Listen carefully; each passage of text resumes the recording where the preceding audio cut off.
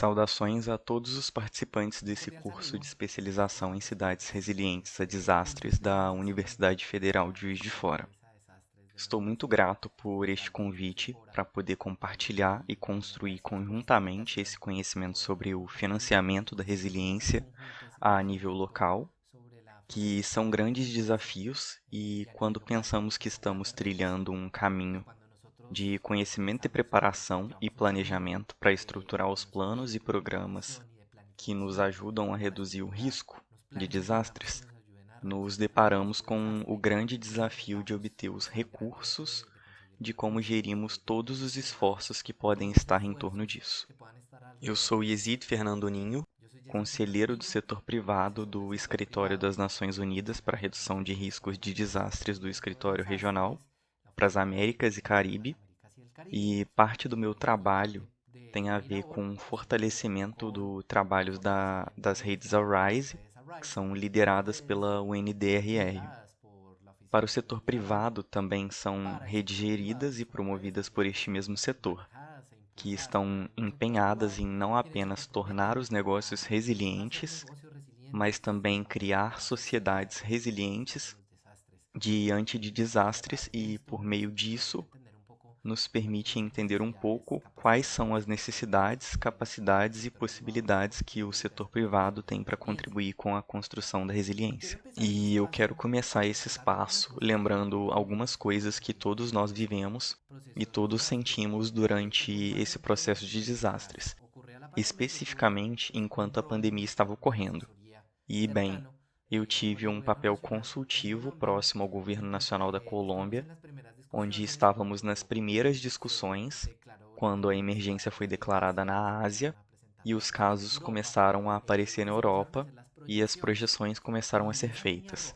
E essa linha vermelha que a gente vê era como era marcada de forma geral em qualquer projeção que fosse feita pelos epidemiologistas de todos os países de como seria a tendência dos casos se não fizéssemos nada. De acordo com as informações limitadas disponíveis desde o início, e acho que todos vivemos um pouco disso, e eram cenários catastróficos. E, embora claro que houveram muitas perdas de familiares, perdas econômicas, muitas empresas, principalmente as menores, tiveram que fechar os seus negócios e muitas pessoas perderam seus empregos. Esse tipo de projeções nos leva a discussões para entender o que tinha que ser feito e tomar ações com informações limitadas e com projeções catastróficas, porque também era muito difícil e eles começaram a se esforçar. E aqui onde temos esse exemplo na linha amarela que diz: aqui vamos começar a fazer um esforço e aos poucos começamos a ver como as tendências começaram a mudar e com isso as curvas começaram a se achatar conforme os casos começaram a se distribuir um pouco mais no tempo e ações eficientes ou efetivas foram tomadas ou não. Mais tarde pudemos avaliá-las quando tínhamos mais conhecimento, mas finalmente muitas das ações ou um conjunto delas levaram a melhorar um pouco essa tendência e então nós enfrentamos outras discussões que foram geradas por outros setores. E as discussões mudaram um pouco com autoridades relacionadas ao comércio e autoridades relacionadas a empresas para dizer: mas por que fizemos isso? Por que foi tão rígido o confinamento, já que não aconteceu aquele cenário tão grave previsto inicialmente?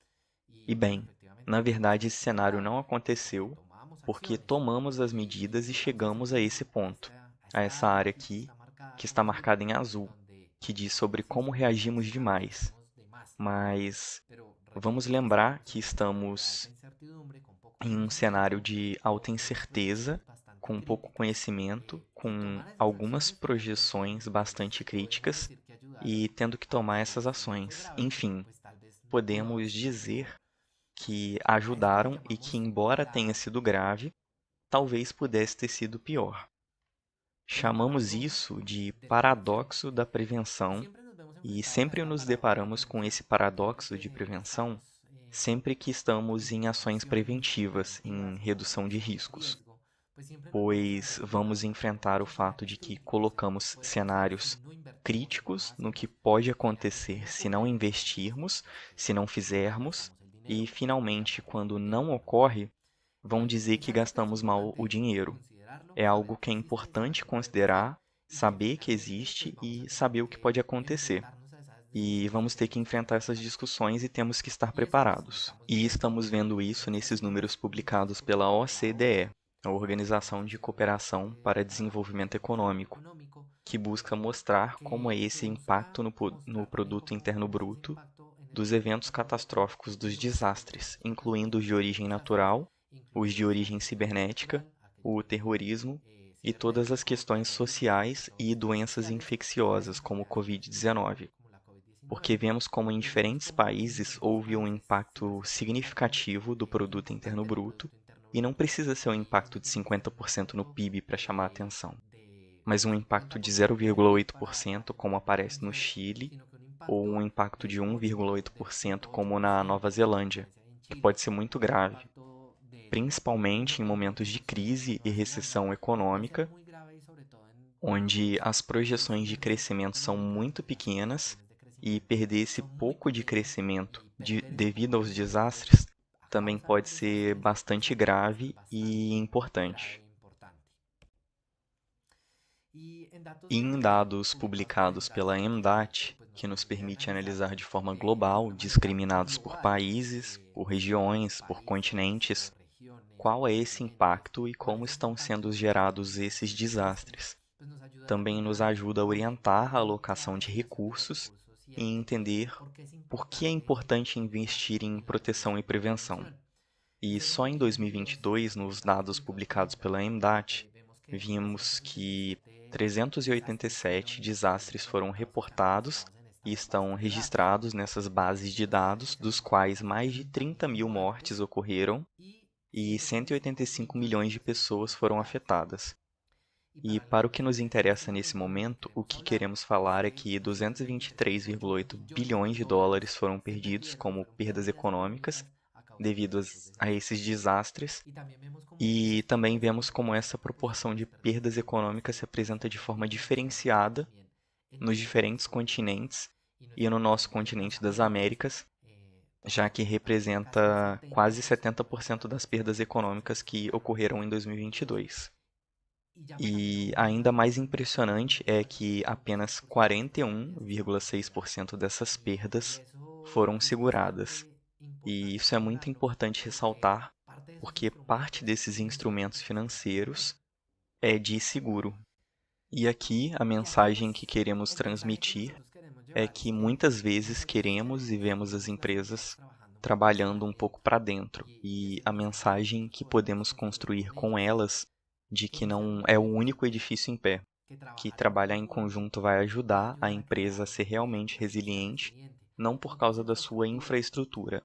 Essas imagens são de um terremoto em 2016 na Itália, e esse é o único edifício que ficou de pé naquela época. Temos imagens semelhantes em todas as partes do mundo. Na Turquia também há casos semelhantes, que vimos que há edifícios que ficaram de pé sozinhos, mas isso faz com que sejam resilientes? E a infraestrutura ao redor das habitações dos trabalhadores? As vias para poder receber insumos dos seus fornecedores, dos seus clientes? Como realmente podemos, entre todos, construir a resiliência e não fazer isso isoladamente? Porque essa é a chave para que esses investimentos sejam realmente eficazes. Tudo isso eu sei que vocês já sabem sobre o Marco de Sendai, que é o nosso roteiro, o nosso acordo que foi assinado em março de 2015, para definir qual será o caminho para que o mundo, de forma geral, tenha uma resiliência melhor diante dos desastres e eventos que ocorrerão. Mas como faremos para ter melhores capacidades de agir? E daqui destacamos que existem algumas prioridades que o Marco de Sendai estabeleceu. Entre elas está a prioridade 3, que é investir na redução do risco de desastres para resiliência, e especificamente Target C, que é reduzir perdas econômicas. É muito claro qual é o mandato que temos do ponto de vista de investimento e redução de perdas, e obviamente o quadro completo nos permite proteger a vida das pessoas para melhorar as capacidades de resposta dos governos. E especificamente do Marco de Sendai, em relação às questões de financiamento, aponta para a importância de financiar um investimento na redução do risco de desastres e a necessidade de envolver o setor privado para mobilizar e executar efetivamente os recursos financeiros. O setor privado é um ator muito importante aqui e, ao final, vamos ver um pouco de como abordá-lo e como entender bem qual que é a sua dinâmica. A Organização para a Cooperação e Desenvolvimento Econômico, a OCDE, em 2017 fez um documento que está em discussão este ano para gerar essas recomendações ao financiar estratégias de financiamento de risco de desastre. Eles apontam várias questões relacionadas ao setor privado, desde a gestão de impactos financeiros, onde a maximização é buscada para maximizar a rentabilidade dos investimentos públicos e privados, além de fortalecer os processos abrangentes de avaliação de riscos que permitem estimar e avaliar vulnerabilidades financeiras existentes. Esta ciência apoiada na tecnologia e garantia de informações e dados seguros são fundamentais porque isso aponta como essas informações sobre eventos que ocorreram em relação às vulnerabilidades e perdas estruturais vão nos ajudar a construir muito melhor essas avaliações de risco. A gestão eficaz dos impactos financeiros dos desastres, e especificamente com incentivos financeiros ao investimento privado, também é fundamental e está dentro daquelas recomendações que o setor privado também precisa de incentivos que o motivem a investir. E existem diferentes tipos de incentivos, tanto fiscais do ponto de vista dos impostos, mas também incentivos da imagem corporativa, da contribuição para a sua responsabilidade social. E, finalmente, a quarta recomendação que a OCDE tem é a gestão eficaz dos impactos financeiros dos desastres nas finanças públicas. E aqui vamos entender muito bem do que estamos falando e onde queremos chegar. Por um lado, para entender que esse financiamento da resiliência são esses recursos financeiros para fortalecer a capacidade das comunidades em termos gerais. Quando falamos de comunidade, estamos falando não só de pessoas que moram em um bairro ou em uma favela, mas também de uma comunidade empresarial, uma comunidade de negócios, uma comunidade acadêmica, que ajuda a prevenir, em primeiro lugar, reduzindo o risco, preparar para responder a desastres e, assim, conseguir uma reconstrução e recuperação eficaz. Prevenir inclui tomar medidas para que o que podemos evitar não aconteça, mas quando ocorra, produza menos impacto, porque nem sempre temos a capacidade de evitar tudo, mas podemos reduzir as nossas vulnerabilidades. E nessa gestão financeira, nessa gestão desses recursos financeiros, buscamos que sejam destinados a essa construção de infraestruturas resilientes que tenham capacidade de resistir e recuperar rapidamente na adoção de práticas de gestão de riscos que toda a comunidade, em geral, no seu sentido mais amplo, venha a implementar essas práticas de gestão do risco na adoção de melhoria de sistemas de alerta precoce, bem como na formação e capacitação, e é muito importante que os recursos sejam realmente utilizados para alcançar uma melhor compreensão do risco por parte de todos, desde as crianças na escola, com as escolas seguras e resilientes, até as pessoas no trabalho e em suas casas.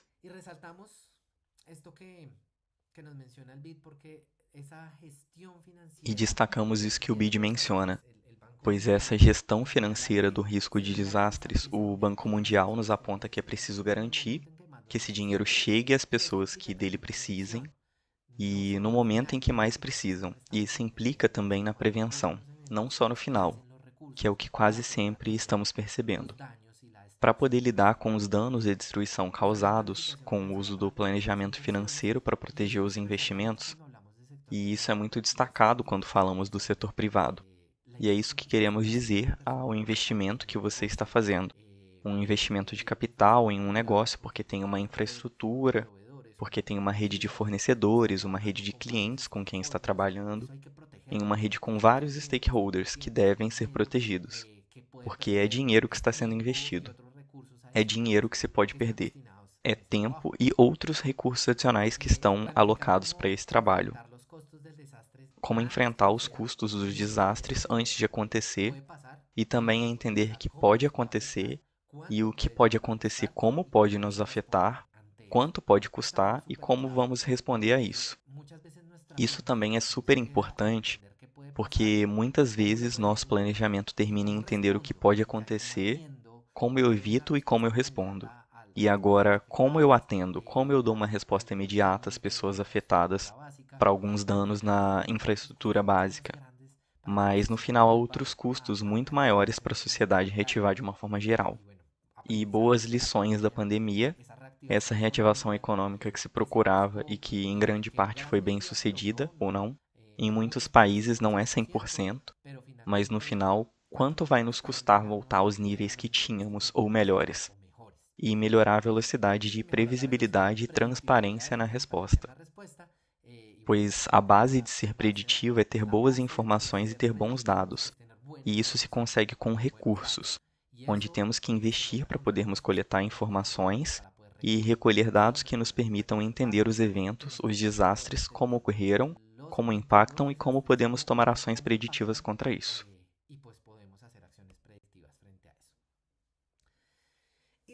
E de onde vêm esses recursos? Essa é a questão mais importante que devemos resolver.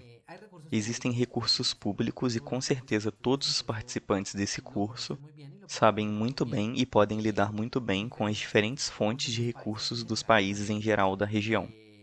A Colômbia tem alguns fundos, o México tem também, o Chile tem fundos, onde são mantidos recursos alocados para a atenção desse tipo de evento, para que eles finalmente respondam aos danos na esfera pública, em infraestrutura pública de pontes em serviços públicos, dependendo de quem gerencia os recursos dos serviços públicos, mas é lógico que tem que se investir na reconstrução para que a água chegue às pessoas. E então esses recursos são destinados e aí começa a ficar um pouco complicado. Quando eu digo que eu preciso investir esses recursos para que os negócios possam ser reativados, é que começam as dificuldades na correta destinação dos recursos, na legalidade de fazê-lo. Os recursos privados de investidor privado, que está disposto a investir em uma região de um território para torná-lo resiliente, porque é muito fácil movimentar mercadorias daquele ponto, porque existe uma fonte de recursos naturais próxima, que torna muito mais fácil mobilizar o recurso para a produção. São muitos os motivos que podem levar um privado a se interessar em investir num território.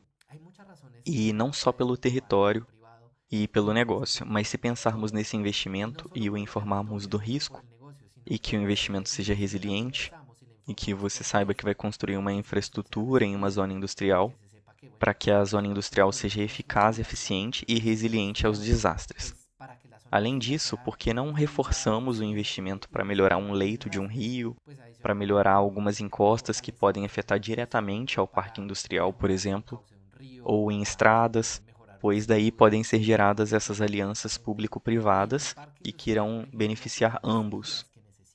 As principais seguradoras são muito mencionadas em relação a essa questão de como o seguro pode ser uma medida para gerar resiliência e como é uma medida para reduzir o risco, e esse ponto permanece em construção e que não está totalmente claro. Durante uma plataforma regional que tivemos nesse 2023 no Uruguai, tivemos uma sessão muito específica sobre o tema de seguros e a conclusão é que não há conclusão, porque é preciso trabalhar em estreita colaboração junto aos governos para gerar também os instrumentos legais que permitam transformar os instrumentos de seguro e aplicá-los às necessidades de todos os tipos de empresas, especialmente as menores. Isso é essencial para poder proteger os fundos de investimento, que têm muito dinheiro para investir, e, obviamente, os bancos como fonte de crédito. O financiamento baseado em resultados é um tema realmente emergente e é como eu invisto para mostrar resultado e, dependendo do resultado, os empréstimos são perdoados. e são de origem pública em relação à prevenção de danos e à prevenção de mortes relacionadas a desastres. Alguns são considerados inovadores, como seguros contra risco de desastres, porque são emergentes, porque nem sempre foram e não asseguram para todos os desastres. Existem alguns seguros paramétricos que já estão definidos se está qualificado um terremoto de tais características que impacta em tais áreas, então ele cobrirá imediatamente e não será necessário passar por um processo completo para a cobertura de seguros. Os títulos catastróficos, que são investimentos de alto risco, mas também estão sendo gerados e finalmente o financiamento misto, de como reunir várias dessas formas de recursos, conseguindo gerar o dinheiro necessário para investir em resiliência. Para chegar nesse financiamento local, coletando as recomendações da OCDE, por um lado, combinar várias fontes de financiamento, como mencionamos anteriormente, promover a transferência de risco desde os governos nacionais, governos locais, para conseguir acordos com as seguradoras e instrumentos de seguro para a transferência de risco via seguro, para que as empresas fiquem protegidas, para que as instalações fiquem protegidas, para que a infraestrutura fique protegida. Isso vai facilitar muito na hora da resposta. Mas se somarmos isso a que estes instrumentos de seguro contemplam medidas de imersão que foram tomadas para reduzir o risco, onde é avaliado de forma abrangente se uma empresa, uma instalação é construída com medidas de resistência, possui sistemas de extinção de incêndios, investiu na capacidade de resposta, sistemas de alarme em geral e tudo o que pode ser feito, inclusive o alerta precoce, que também foi adotado diretamente pelo setor privado, pois ajudará a reduzir o valor que pagam pelos seguros e o seu investimento é menor. A colaboração público-privada é absolutamente fundamental. Não pode ser só o setor privado ou só setor público. Eles devem trabalhar muito de perto em parceria e em colaboração por parte dos diferentes atores. Fortalecer a capacidade de resposta precoce é super importante para minimizar os danos e promover transparência e responsabilidade para que seja gerada confiança de ambas as partes e que será muito importante para que haja sucesso. E aqui surge uma questão fundamental e é muito importante para o que queremos alcançar. É mais fácil conseguir dinheiro, recursos financeiros para a recuperação ou para a prevenção. Incluindo a recuperação com cuidado, realmente o que vemos no dia a dia, muito mais dinheiro é investido em resposta e recuperação do que em prevenção em geral, no mundo. E vemos quando ocorrem grandes desastres que recursos são mobilizados do setor público, do setor privado, das ONGs dos países, e todos olham diretamente para aquele território, para aquela área afetada, e eles dão dinheiro e recurso. Por que não conseguimos investir o mesmo dinheiro antes, que conseguiria ajudar não só aquele território, mas muito mais territórios para reduzir o risco gerado por esses desastres? E a partir daqui, qual é o papel do setor privado para conseguir isso? Por um lado, você tem que entender o setor privado, e essa lista é longa. Uma lista que a Organização Internacional do Trabalho tem de quais são os setores industriais. E isso é para entender que o setor privado não é apenas um setor normal. Aqui são mostrados 22 e, dependendo da classificação que temos em mente, teremos mais ou menos. Mas essa é a chave para entender que nem todos são iguais. Nem todos têm as mesmas necessidades, nem todos têm as mesmas capacidades. Muitas vezes vemos o setor privado como um só e como grandes empresas com muito dinheiro, mas não necessariamente é assim. Devemos entender que cada um de nós vai ter que abordar de uma forma diferente, porque eles têm interesses e necessidades diferentes e também capacidades diferentes, porque existem setores com muitas capacidades que podem ajudar muito, inclusive gerar resiliência no território da mineração, por exemplo, ou do setor de gás hoje, Às vezes, só a operação deles ocupa mais de um município, mais de um território, e eles têm tanta capacidade que podem ser mais fortes até do que a própria administração local. Entendendo que, em média, entre 75% e 85% dos investimentos em todos os países são feitos por investimentos privados, em investimentos gerais, tanto em infraestrutura como em investimentos financeiros, todos os investimentos, em sua grande maioria, vêm do setor privado. O dinheiro está lá, mas para cada peso que é investido na redução e prevenção de riscos de desastres, pode-se economizar em até 15 em tarefas chaves de recuperação.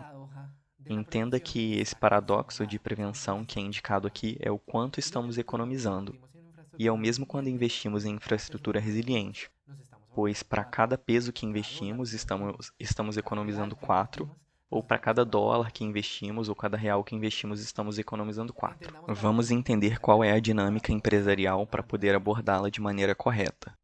Só na nossa região da América Latina, 88,4 são microempresas, definidas em termos gerais, como tendo menos de 10 trabalhadores. Muitas são muito pequenas, às vezes são 1 ou 2 trabalhadores, e isso é 88,4% do mercado empresarial. Se somarmos as pequenas entre 10 e 50, em alguns países assim definidos, temos 98%.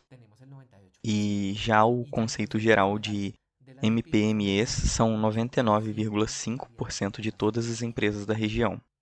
Não são as grandes só as vemos como as que têm dinheiro, mas são em menor quantidade.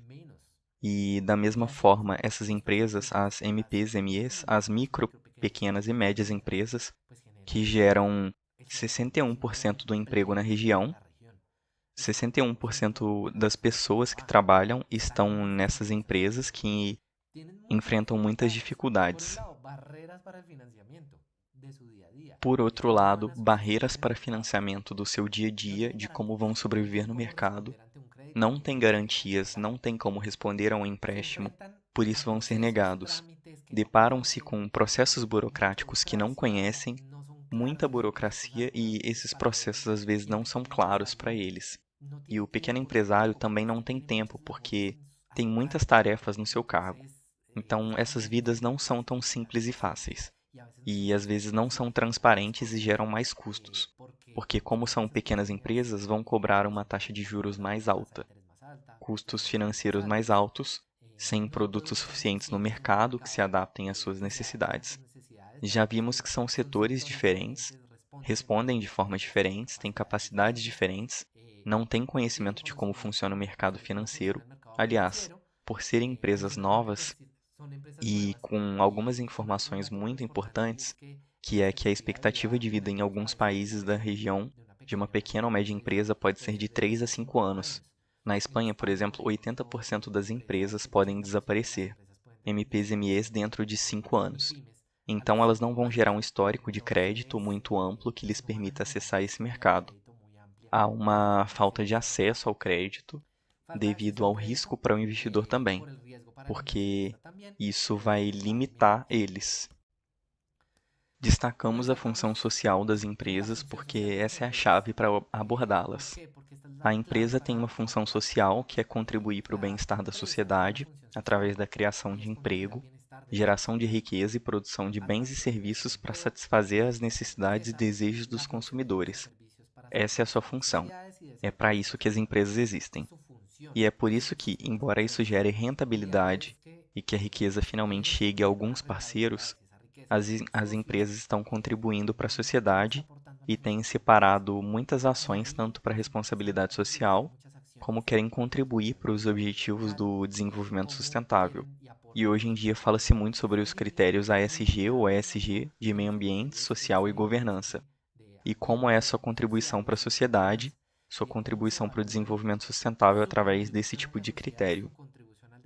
Se estivermos entendendo como muda a forma de pensar das empresas para pensar que realmente tem uma função social, que não é só o valor econômico que geram, mas o valor para a sociedade que se alcança, podemos também entrar de forma bastante proativa para entender qual que é o papel delas. Então, existe a rede Arise em QR Code que vocês podem seguir e conhecer toda a página de matrizes globais onde está a composição dessa rede Arise como uma aliança do setor privado para sociedades resilientes a desastres. Na região das Américas, temos 20 redes nacionais, 11 redes especificamente na América Latina, temos 2 redes regionais CARICHAM no Caribe, para integrar a América Central, e no quadro global já tivemos vários membros da região. Como resultado, a RISE estabeleceu 4 prioridades para trabalhar entre 2020 e 2025. Número 1. As pequenas e médias empresas. Esse trabalho com empresas menores é fundamental. Por outro lado, investimento em investidores que pensam em como o risco está integrado nas decisões de investimento, e vemos que o setor privado já está pensando nisso e está dizendo que isso é uma prioridade. O seguro é uma prioridade e é mais uma fonte de financiamento e entender como se gera essa cultura de seguro voltada para o setor privado. E, por último, infraestrutura resiliente, pois também são gerados investimentos voltados para a redução de risco. Com uma proposta de valor que é oferecida às empresas que queiram fazer parte da Arise, no Brasil estamos no processo de juntar empresas para criar uma rede e gerar um trabalho muito interessante que queremos fazer, assim como uma aliança público-privada, que por um lado é um networking, não só entre a mesma rede no país, mas também com redes entre as regiões a nível global. Recebeu o acompanhamento e assistência técnica das Nações Unidas para conhecer todas as ferramentas que existem para a gestão de risco de desastres, para a continuidade dos negócios das empresas, para poder gerar estratégia junto com as empresas e com o setor público, com essa coordenação que permite que a UNDRR conecte os diferentes atores e gerar investimentos estratégicos de melhor impacto com o conhecimento de risco. Para finalizar, como vamos abordar o setor privado? Esse é o questionamento que temos que fazer. Como devemos levar essa conversa com o setor privado para gerar recursos que nos permitam unir esforços para gerar resiliência em nível local? Por um lado, vamos entender essas oportunidades quando falamos com o setor privado. Primeiro, a resiliência é uma questão de negócios, não podemos vendê-la como filantropia.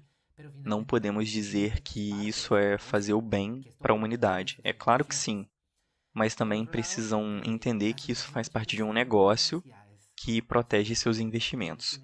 Por outro lado, muitas vezes as empresas têm necessidades em seus territórios que identificaram e precisam dessa ajuda para gerenciar e resolver.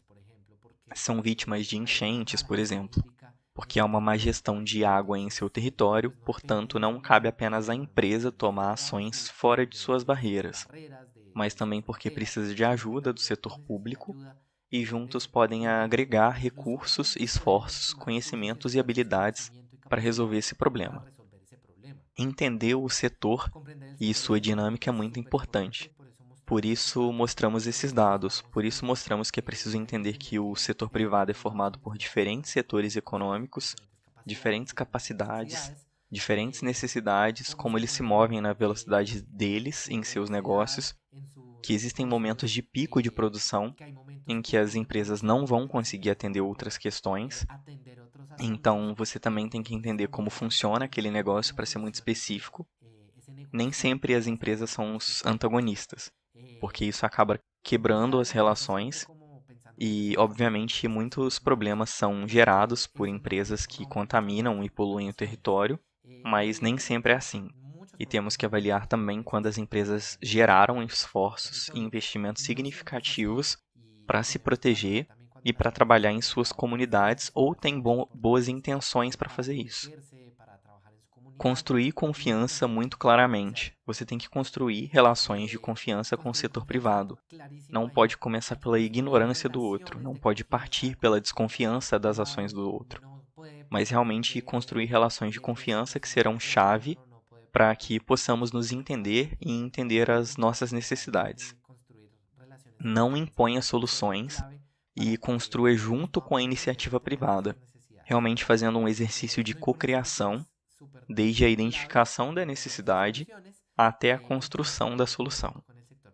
porque as empresas têm necessidades que não sabem administrar no território de coisas às vezes básicas da administração pública, que se ajudarmos a resolvê-las, basicamente nos abrirão as portas para outras coisas novas. Visando a imagem corporativa, as empresas estão interessadas em sua imagem e é seu patrimônio mais importante em muitos casos. E se ajudarmos a fortalecer a imagem da empresa sem incorrer em benefícios adicionais para a empresa ou passar por cima de outra, mas que realmente se veja que esse trabalho é construído nessa relação de confiança e valorização das empresas que estão ajudando, isso vai ser valioso. E outros instrumentos, como incentivos fiscais, que vão ser muito importantes, porque as empresas preferem investir diretamente em uma solução que eles veem realmente que gerou algo que beneficia uma comunidade ou que os beneficie, uma infraestrutura viária, infraestrutura de serviços públicos, que logo vai dar certo, pois às vezes é difícil rastrear e medir. E, obviamente, quando em países como os da nossa região, existem questões relacionadas à corrupção e outros, e é gerado muita desconfiança. Então, os incentivos fiscais ajudam a reverter isso, e isso pode ser deduzido dos impostos.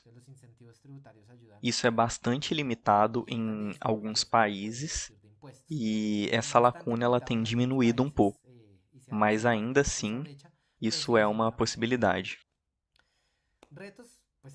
Desafios. Partimos do mesmo anterior como uma oportunidade, e isso é a falta de confiança. Não é fácil gerar essa confiança entre os diferentes setores.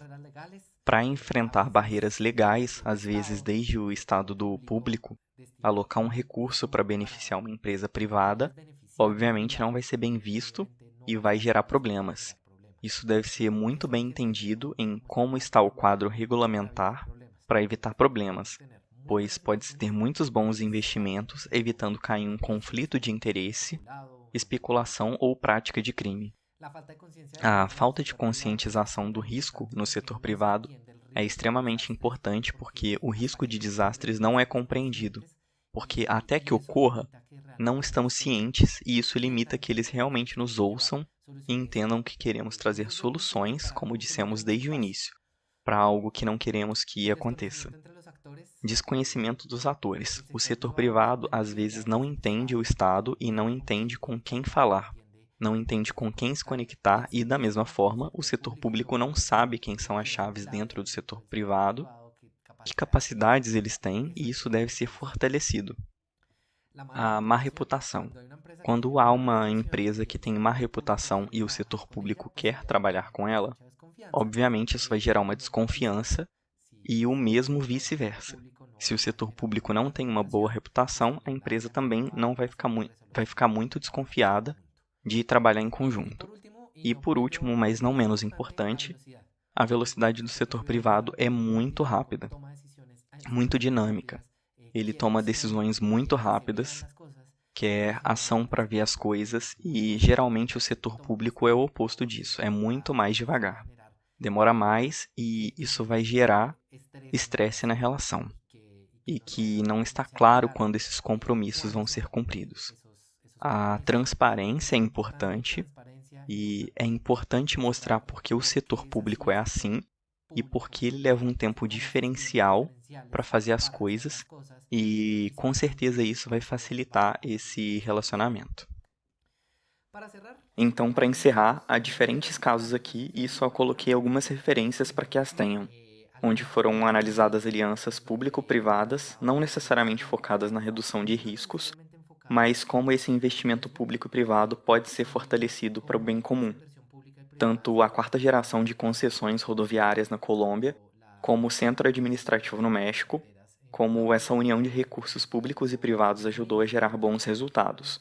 Há um caso específico que é a redução de risco de desastres na indústria química no México, que está documentado em um pequeno artigo publicado. E algo muito interessante que a comunidade andina fez, a partir de uma compilação de experiências bem-sucedidas de investimento público e mecanismos de proteção financeira na gestão de risco de desastres para países membros da comunidade andina. onde vinculações com o setor privado, onde há um caso de Manizales, na Colômbia, por exemplo, que mostra como, através da esfera pública, foram gerados esquemas de microseguros com o setor de seguros, que eram facilmente acessíveis para propriedades e para infraestrutura privada, que eram pagos através do imposto predial, que é o imposto que é cobrado de cada uma das propriedades do território. Bom, espero que tenha sido muito informativo e que possamos construir esse conhecimento que é dinâmico e que ainda está crescendo. Estes são os meus dados, podemos manter contato e continuar respondendo a todas as perguntas. Muito obrigado.